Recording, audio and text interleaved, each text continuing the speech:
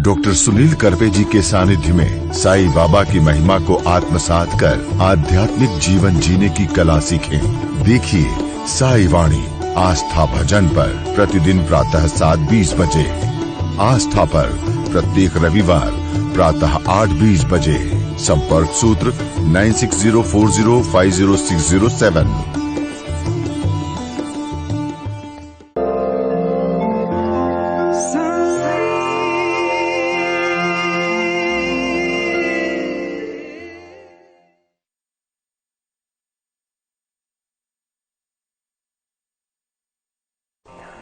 नमस्कार मेरे प्रिय आत्मन और साई के सभी भक्तों को मैं आज बहुत तहे दिल से सबको धन्यवाद देना चाहता हूं, क्योंकि दिन ब दिन साई वाणी बहुत अच्छी तरह से लोगों से जुड़ रही है।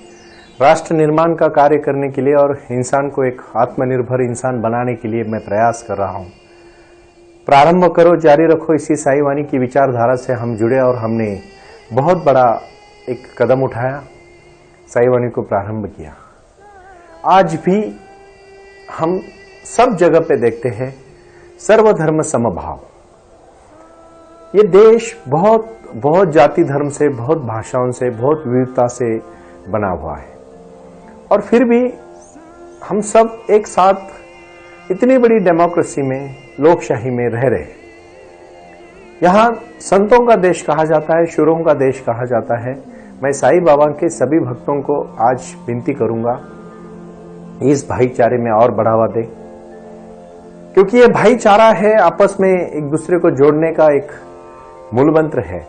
और इसीलिए मैं कहना चाहता हूं कि साईं बाबा एक ऐसे भगवान है जहां सभी जात धर्म के लोग आके अपना सर रख के, मत्था टेक के उनसे आशीर्वाद लेते हैं, और जब बाबा आशीर्वाद देते हैं तो उनका कल्याण हो जाता है।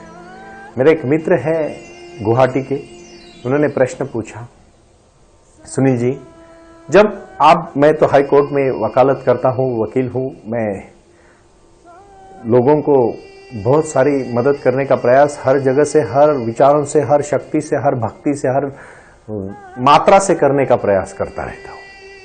लोगों में जुड़ना, उनकी जीवन में बदलाव करना, यही तो मेरे जीवन का लक्ष्य है। और साईं बाबा ने मुझे इतनी बड़ी शक्ति दी है, और वो शक्ति हम सबको मिलने के लिए, जुटने के लिए, कुछ करने के लिए है। कुछ कर गुजरने के लिए मौसम नहीं, मन चाहिए। साधन तो जुट जाएंगे भाइयों, संकल्प का धन चाहिए, और हमारी संकल्पता है हमारा विचार, हमारी शक्ति।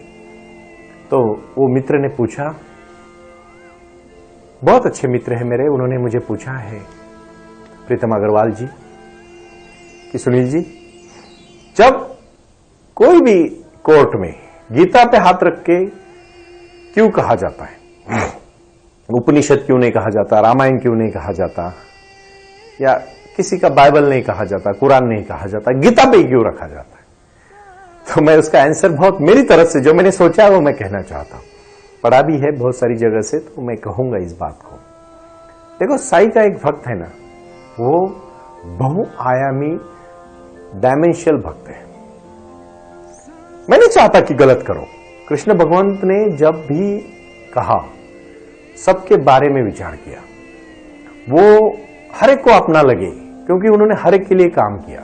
वो एक लीडर थे, वो एक नेता थे, वो एक गुरु थे, वो एक मार्गदर्शक थे, वो एक प्रियकर थे, वो एक भाई थे, वो एक सबको दिशा देने वाले। और कुरुक्षेत्र में जब अर्जुन की द्विधा मनस्थिति हुई, तो उसके मनस्थिति में मार्गदर्शन करने वाले उसके बड़े भाई भी थे, उनके गुरु भी थे।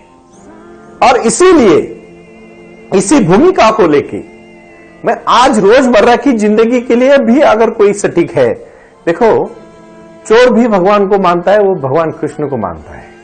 भगवान कृष्ण को तो कितने नाम रखे गए, रणछोड़दास भी कहा, प्रियकर भी कहा, राधा कृष्ण तो नाम से वो बदनाम भी हुए, गोपियों के साथ उन्होंने मक्खन चुराया, लेकिन भगवान कृष्ण ने परिपूर्णता के साथ जीवन जिया। राम एक तरह से जाने वाले इंसान है, वो पूर्ण पुरुषोत्तम नहीं हो सके, वो भले मर्यादा पुरुषोत्तम हुए, लेकिन पूर्ण पुरुषोत्तम नहीं हुए। मैं गलत नहीं बोलूंगा, राम भी भगवान अपनी जगह पे बहुत बड़े भगवान है, यीशु ख्रिस्त भी है, बहुत हर एक समाज में अपने अपने एक आदर्श है, लेकिन भगवान कृष्ण सबके लिए आदर्श है। और साईं बाबा अपने भक्तों के लिए सिर्फ कृष्ण की भूमिका बजाते हैं, क्योंकि सबको आशीर्वाद देते हैं, और वहां आए हुआ इंसान बदल जाता है, क्योंकि अभी तो वो ध्यान से जुड़ा है। साई का जो 21वीं सदी का अगर वर्जन है तो वो ध्यान का वर्जन है, क्योंकि साई भी आएंगे तो ध्यान में आएंगे, क्योंकि ध्यान की शक्ति ही बड़ी शक्ति है। अहंकार ही सब चीजों का एक द्वेष है, वहीं से वो जब बढ़ता है तो काम बढ़ता है, क्रोध बढ़ता है, मद बढ़ता है, लोभ बढ़ता है, अहंकार बढ़ता है, हर चीज बढ़ती है। और उस अहंकार को अगर पाओगे सब चीजें नाश हो जाएगी और अच्छी चीजें रहेगी। मैं हमेशा कहना चाहूंगा कि साई के भक्त ने अहंकार को छोड़ना चाहिए, क्रोध को छोड़ना चाहिए, मद मत्सर लोभ अहंकार को सबको छोड़ना चाहिए, लोभ को छोड़ना चाहिए, और बाकी चीजें ऑटोमेटिकली आएगी, क्योंकि प्रेम ही सबसे बड़ी शक्ति है। अगर आप आज भी मंदिर में जाओगे और मन में श्रद्धा नहीं रहेगी, प्यार नहीं रहेगा, कोई फायदा नहीं। कितने सारे लोग मंदिर में जाके भी गलत गलत काम करते हैं, फिर क्या फायदा है? अगर वो मन में किसी के प्रति प्यार रखे, भगवान के प्रति साधना रखे, साई के प्रति अगर वो प्यार करने लगेंगे तो साई आपको मार्ग दिखाएंगे। क्योंकि अनटिल एंड अनलेस अगर आपके जीवन का लक्ष्य होना चाहिए तो प्यार ही लक्ष्य है, और प्रेम के कारण ही आपकी शक्ति बढ़ने वाली है। उसमें कोई दोहरा नहीं, कोई समस्या नहीं, कोई प्रॉब्लम नहीं। आप कहोगे प्रेम कैसे करना है? प्रेम ही शक्ति है। भगवान कृष्ण एक ऐसी शक्ति है, वो ऑर्केस्ट्रा तरह है। हर इंस्ट्रूमेंट को बजाओ, एक सुंदर आवाज आएगी, और वो सब भी भले साथ में बजे तो भी एक अच्छी मनमुराद आवाज आएगी। जिंदगी भी वैसी है। आप बच्चे जैसा रहो, आप बड़े जैसा करते हो बड़े समय में करो, आप घर में खुल मिल जाओ, सबके साथ हंसी मजाक से बात करो, हंसते रहो, हंसते रहो, हंसते रहो, मन को प्रसन्न रखो, किसी के भी बारे में द्विधा मनस्थिति मत रखो। क्या है ना, इंसान बुरा नहीं होता, उसकी सोच कभी कभी उसको बुरा कर देती है, और जो उसके मन में भी नहीं होता ना, वो हम सोचते रहते कि वो मेरे बारे में क्या सोचेगा। ध्यान करने से पहले मैं भी इन समस्याओं से गुजरा हूं। मेरे जीवन में जब साईं बाबा ने मुझे एनलाइटमेंट दी तो मुझे पता चला कि जीवन असली क्या है। जीवन ये नहीं है कि हम हमेशा संकुचित भाव से सोचे, हम उदात्त भाव से सोचने का मन जिस दिन होगा वो सिर्फ ध्यान से होगा। और ध्यान की भूमिका ही प्रेम की भूमिका है। सबसे प्यार करो, अपने जीवन में आए हुए हर इंसान से प्यार करने लगो, सब दुनिया आपके ऊपर प्यार करने लगेगी, और उस दिन आप सबसे खुश और एकदम खुशनुमान और एक जानी इंसान, नामी इंसान बनोगे। क्योंकि प्यार ही बांट सकते हो आप। सिर्फ जिंदगी में एक ही चीज है बांटने लायक, वो है प्यार। नहीं तो वैसे आप किसी को कितना भी दे दो कम ही पड़ेगा, वो और चाहेगा, वो और चाहेगा, वो और चाहेगा। लेकिन प्रेम दो, वो और खुश हो जाएगा, क्योंकि प्रेम की शक्ति कभी खत्म नहीं होती। और जो इंसान सच्चा प्यार करता है वो हमेशा खुश नसीब इंसान होता है, और कहीं से भी भावना अपने तरफ खींचने का नहीं प्रयास करो, जो भी है उसको सिर्फ शांतता से देखो। मैं बहुत महत्वपूर्ण कहानी यहां कहना चाहता हूं। ये कहानी बड़ी प्रीतिपूर्ण कहानी है। एक फकीर था और वो अपने गांव में मस्त रहता था। उसके गांव में एक पंडित था, और फकीर को ज्ञान प्राप्त हुआ था, भगवंत मिले थे, और वो बहुत खुश था। पंडित ने बहुत कोशिश की थी लेकिन उसको कुछ नहीं मिला था। वो हमेशा दुखी रहता था और हमेशा किताबों में जुड़ा रहता था। तो सब लोग सोए थे, लोग ज्यादातर फकीर के पास जाने लगे, पंडित के पास कोई जाता ही नहीं था। क्या है ना, इकट्ठा करते हैं हम, और हमें लगता है हम बहुत ज्ञानी हो गए, और उसका भी अहंकार हो जाता है। एक बार आदमी धन छोड़ सकता है लेकिन अहंकार नहीं छोड़ता। जब उसको लगता है ना मैं बहुत ज्ञानी हो गया, उसको लगता है वो और हवा में चला जाता है। मैंने बहुत पहले वो मुर्गी की कहानी बताई थी। वो जो औरत, इसके पास एक मुर्गा था और वो सुबह भाग देता था तभी सूरज उगता था। उसको लगा उसका मुर्गा भाग देता है इसलिए सूरज उगता है, इसलिए वो गांव वालों से झगड़ा करके दूसरे गांव में चली जाती है, और उनको क्या डराती है कि देख मैं, मेरा मुर्गा यहां नहीं तो यहां सूरज नहीं उगेगा। कितनी पागल थी वो। हम हंसते हैं उसके ऊपर, हम क्या कर रहे हैं, हंसो मत, हमारा भी वही हाल है। हमें लगता है हमें सब कुछ है। अरे आप कौन है भाई, आप कौन है, हु आर यू? पहले क्वेश्चन पूछो। मैं नहीं बोलता कि आपको मैं कोई डिमोलेट नहीं कर रहा हूं, मैं आपको कोई कम नहीं दिखा रहा हूं, मैं आपको सिर्फ सच्चाई का आईना दिखा रहा हूं। जिस दिन वो आईना आपके सामने आएगा, भाई और बहनों, लोग आपस में मिले बांट के रहेंगे, नहीं झगड़ा करेंगे। ना सास बहू से करेगी, ना भाई भाई से करेगा, ना पिताजी बेटे से करेंगे, ना पड़ोसी से करेंगे, ना किसी से करेंगे। सब मिल बांट के रहेंगे तो दुनिया भी सुंदर है। क्योंकि देखो, बगीचे में हर प्रकार के फूल होते हैं, और बहुत सारे फूलों का बगीचा बनता है, और उसको बगीचों को हम सुंदर बगीचा कहते हैं। जीवन भी सुंदर है। हर तरह के लोग आपके जीवन में आएंगे। कोई प्यार करने वाला आएगा, कभी कोई गलत बोलेगा, कोई बहुत आपसे दूर रहेगा, कोई रूठने वाला होगा, कोई मनाने वाला रहेगा, कोई मदद करने वाला रहेगा, कोई मदद नहीं करने वाला रहेगा। मदद करने वालों की कीमत तभी आएगी जब कोई मदद करने वाला नहीं मिलेगा। सब अगर आपको खुश मिल रहा है तो भगवान की भी याद नहीं आती है। भगवान ने अपने याद आने के लिए लोगों को थोड़ा थोड़ा दुख दिया है, और जो लोगों को दुख आके भी भगवान का याद नहीं आता ना, और सुख में भी नहीं आता ना, तो वो लोग गलत है। भगवान को हमेशा याद करो, दुख आएगा ही नहीं, क्योंकि उसको पता है उसके साथ भगवान है। फिर डर किस बात का? अर्जुन इसलिए जीता क्योंकि वो भगवान कृष्ण उसके साथ थे और उसकी पूरा विश्वास कृष्ण के ऊपर था। मैं फिर से कहना चाहता हूं, साईं बाबा के भक्तों ने अगर ध्यान किया, मेडिटेशन किया, उनके साथ जुड़े रहे, उनको डर नहीं अपने जीवन में। तो वो फकीर के पास लोग जाने लगे, पंडित नाराज हो गया। पंडित को लगा ये फकीर के पास इसे क्या जादू है, मेरे से कम पढ़ा लिखा है, कपड़े भी ठीक से नहीं पहनता है, झोपड़ी में रहता है, फिर भी दुनिया उधर जा रही है। मैं तो इतना, मेरा महल है, मेरे पास इतना ज्ञान है, मैं इतना पंडित हूं, मेरे पास इतनी डिग्रियां है, मैंने इतना पठन किया है, संस्कृत पठन किया है, मेरे पास क्यों नहीं आते? फिर वो भी सोच सोच के थक जाता है। एक दिन रात को चुपके चुपके से फकीर के पास चला जाता है। फकीर अपना ध्यान करते आराम से बैठता रहता है। फकीर को पूछता है कि मुझे आप, और वो आते समय ना उसकी सब जितने भी उसके पास ग्रंथ है उसका सब अपने इकट्ठा गट्ठा बांध के अपने सर पे लेके आता है। फकीर के पास पहुंचता है। फकीर तो ध्यान में सब समझ लेते हैं, और वो फकीर को पूछता है कि आप मुझे बताइए भगवान को कैसे पाना है, प्रेम को कैसे पाना है? तो फकीर कहता है हंस के, एक काम कर, तेरे सर पे जो ग्रंथों का गट्ठा है ना उसको उतार के बाहर फेंक। तो उसको डर लगता है, मेरा ज्ञान ही गया तो मैं कौन हूं? फिर भी वो डेयरिंग करता है, क्योंकि उसको पता है फकीर तो ज्ञान से, भगवान से प्राप्त हुआ इंसान है। फिर भी वो क्या करता है, गट्ठा बाजू में रखता है लेकिन एक हाथ सर पे रखता है। तो फकीर कहते हैं वो हाथ भी सर से हटा ले। वो भी करता है और बोलता है चल जा अभी जरा घूम के आ। फिर देख, जैसे ही वो ज्ञान से मुक्त हो जाता है, उसको लगता है वो रिलैक्स हो जाता है और आराम से गांव चला जाता है। और फकीर ने उसको कहा रहता है कि तू जब, तेरे पे जब समस्या होगी, जब प्यार होगा, जब ज्ञान मिलेगा, तब वापस मुझे मिलने आना। तो एक दिन होता है, 2 दिन होते हैं, 10 दिन होते हैं, 2 साल होते हैं, 10 साल होते हैं, वो जो गया पंडित आता ही नहीं है। तो फकीर सोचता है चलो अभी इसका सामान तो इधर ही है, मैं इसको ढूंढने चला जाता हूं।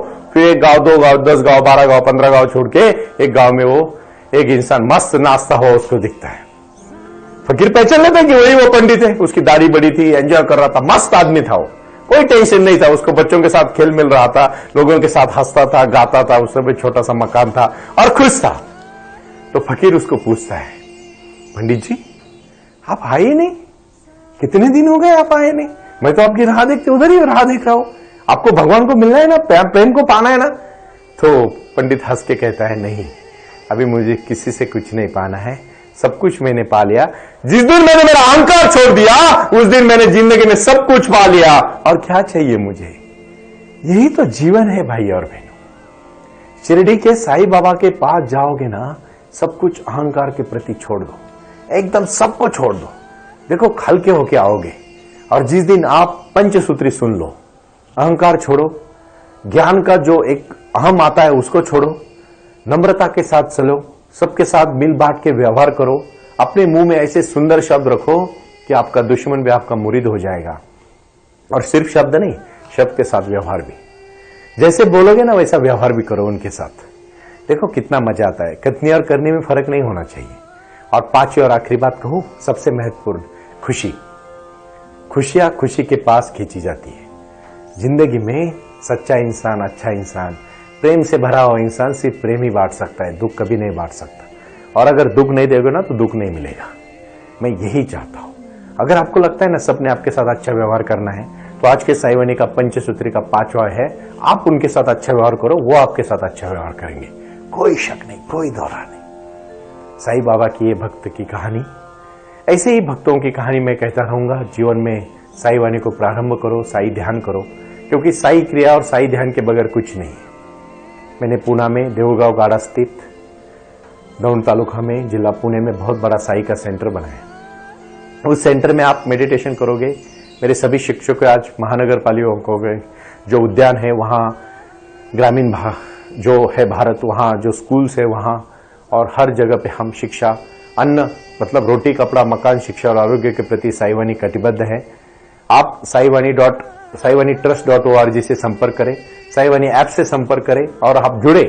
इस कार्य से जुड़े, क्योंकि यह कार्य बहुत बहुत आपके जीवन में बदलाव लाने वाला कार्य है। साई के माध्यम से, उनके विचारों से, उनकी शक्ति से, उनकी भक्ति से, उनकी महानता से हम जीवन को बदलने का प्रयास कर रहे हैं। क्योंकि मैंने पहले ही कहा, यह कोई मनोरंजन नहीं है या कोई इंटरटेनमेंट नहीं है, यह सिर्फ आपके जीवन को बदलने के लिए प्रयास है। साई क्रिया और साई ध्यान आपके जीवन में सच्ची में कहानी में बदल लाएगी, इसमें मुझे कोई दोहरा नहीं, कोई शक नहीं। आखिरी में मैं 2 बातें कहना चाहता हूं। आप अगर जुड़ना चाहते हो तो मैं सबसे विनती करूंगा कि अपने जीवन में आज से ही साई वाणी सुनते सुनते मेडिटेशन और ध्यान से जुड़े, अपने जीवन में कार्य करें और वही कार्य आपको सफल करेगा जो आप साई ध्यान और साई क्रिया से करोगे। क्योंकि दूसरों के जीवन में बदलाव लाने का प्रयास मत करो, खुद के जीवन में लाओ, दूसरे ऑटोमेटिकली बदल जाएंगे। प्रारंभ करो, जारी रखो, एक बार शुरू किया तो रुको मत। यही से मेरी विनती है। धन्यवाद, प्रणाम। ओम साई राम। प्रारंभ करो, जारी रखो। इसी विचारधारा से साई वाणी का प्रारंभ हुआ। शिरडी के साई बाबा का आशीर्वाद पाके खुद अपने जीवन में एडवोकेट डॉक्टर सुनील नाना साहेब करपे जी ने साई वाणी के इस कार्यक्रम को प्रारंभ करते हुए 21वीं सदी को सही में साई बाबा के आशीर्वाद से लोगों के जीवन में बदलाव एवं खुशियां लाने के लिए साई वाणी का प्रारंभ किया। लगातार लोग साई वाणी को सुनते आ रहे हैं। साई कृपा जो साई ध्यान से जुड़ी हुई है, क्योंकि मेडिटेशन ही एक ऐसी शक्ति है जो जीवन में क्रांति ला सकती है, बदलाव ला सकती है और खुशियां दे सकती है। लेकिन उसके लिए प्राणायाम बहुत महत्वपूर्ण है और अपने संकल्प के प्रति अडिग रहकर उन्होंने प्राणायाम की श्रृंखला को अपनी शक्ति से जोड़ा और उसको साई क्रिया के माध्यम से साई ध्यान के प्रति वो लगातार लेके चले गए। इन सब क्षेत्रों के लिए एक ऐसा परिक्षेत्र होना चाहिए जहां लोग आएं और रुके। शिरडी में साई बाबा के समाधि के आशीर्वाद के बाद उनको ज्ञान और ध्यान दोनों की शक्ति देने का प्रयास किया जा रहा है। इसीलिए साई बाबा की 65 फुट हिंदुस्तान की सबसे बड़ी प्रतिमा बनाकर वहां बाबा का मेडिटेशन सेंटर खोला गया है। साई आंगन इस नाम से यह जाना जाता है। देऊळगाव गाड़ा, तालुका दौंड, जिला पुणे, यहाँ साई आंगन की और बारामती क्षेत्र में साई आंगन में इसी क्षेत्र की निर्मित करते हुए उन्होंने यहाँ निजी व्यवस्था के साथ बच्चों के लिए गुरुकुल सिस्टम का इंग्लिश माध्यम का स्कूल, जहाँ बच्चे पढ़े और जहाँ बच्चे गुरुकुल में रहकर गुरुकुल के माध्यम से गुरुर ब्रह्मा गुरुर विष्णु गुरुर देवो महेश्वरा गुरु साक्षात परब्रह्म तस्मै श्री गुरुवे नमः इसका ज्ञान ले पाए। इसी के लिए इसे पूरी तरह से सीबीएसई एवं गुरुकुल के माध्यम से बच्चों को एक सुजान एवं भारत का एक ज्ञानी और अच्छा नागरिक बनाने के लिए वे ये कर रहे हैं। उसी के साथ हेल्थ इज वेल्थ कहते हैं कि शरीर ही सबसे महत्वपूर्ण संपदा है और उस संपदा को आयुर्वेदा के माध्यम से लोगों को जोड़ना चाहिए। इसीलिए उन्होंने यहाँ साई वाणी आयुर्वेदा हॉस्पिटल की भी निर्मित की है और उस कार्य के लिए वो पूरी तरह जुड़ चुके हैं। पूरे विश्व से लोग साई क्रिया और साई ध्यान के माध्यम से जुड़ रहे हैं और इसीलिए उन्होंने साई वाणी trust.org इस ई कॉमर्स की भी स्थापना की है। इस ई कॉमर्स के माध्यम से हजारों करोड़ों भाई बहन को उन्होंने व्यापार करने के लिए प्लेटफॉर्म दिया। उनकी कला, उनकी क्षमता, उनका ज्ञान लोगों तक पहुंचाने के लिए साई वाणी trust.org बहुत बड़े लेवल पर महत्वपूर्ण प्रयास कर रहा है। इसीलिए यहाँ आए। ये बाबा की नगरी है। यहाँ बाबा का विज्ञान, बाबा का आशीर्वाद एडवोकेट डॉक्टर सुनील नाना साहेब करपे जी के साथ लोगों तक पहुंच रहा है। हमसे जुड़े रहने के लिए आज ही साई वाणी के ऑफिशियल यूट्यूब चैनल को सब्सक्राइब करें या अधिक जानकारी के लिए संपर्क करें 9604050607। ओम साई राम। प्रारंभ करो, जारी रखो।